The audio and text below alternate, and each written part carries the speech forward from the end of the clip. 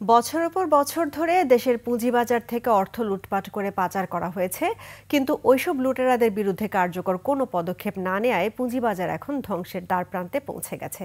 Stock ব্রোকারদের সংগঠন DB এর সংলাপে বক্তারা এসব কথা বলেন। সংকটে উত্তরণের জন্য নীতিগত পরিবর্তন জরুরি, সেই সঙ্গে নিয়ন্ত্রক সংস্থাকেও স্বাধীনভাবে কঠোর সিদ্ধান্ত নিতে হবে বলেও জানান তারা।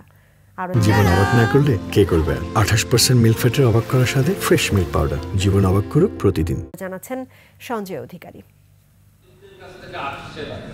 হাসিনা সরকারের আমলে লুটপাটের মহোৎসব চলেছে দেশের পুঁজিবাজারে। 15 বছরে লুট হয়েছে 20,000 কোটি টাকা। এর মধ্যে 15,000 কোটি টাকা বিদেশে পাচার করা হয়েছে, কিন্তু নিয়ন্ত্রক সংস্থার দুর্বলতার কারণে ওইসব লুটেরাদের বিরুদ্ধে কোনো ব্যবস্থা নেওয়া হয়নি। পুঁজিবাজারকে পরিচালন করে এবং তাকে দেখভাল করার দায়িত্বে আছে, তাদের সুশাসন নিশ্চিত করার দায়িত্বে আছে।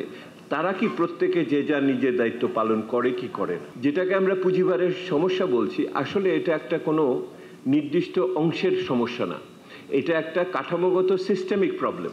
এ সময় বক্তারা বলেন, জাতীয় অর্থনীতিতে পুঁজিবাজার কখনোই গুরুত্ব পায়নি, যার ফলে বাজেটে বারবারই উপেক্ষিত হয়েছে এই খাতটি।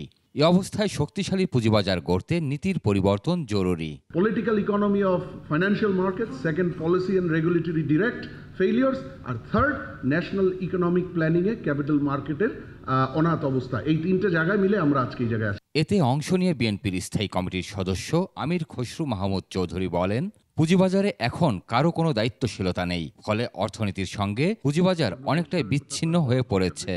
Bangladesh capital market has become a casino, it's not a capital market anymore.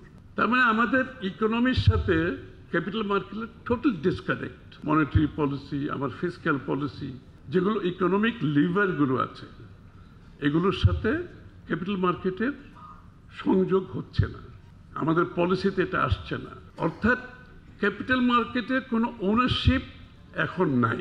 BNP ক্ষমতায় থাকাকালে পুঁজিবাজারে কখনোই অস্থিরতা তৈরি হয়নি উল্লেখ করে তিনি আরও বলেন, ভবিষ্যতে বিএনপি রাষ্ট্র পরিচালনার দায়িত্ব পেলে আবারও পুঁজিবাজার সহ আর্থিক খাতে স্থিতিশীলতা ফেরাবে।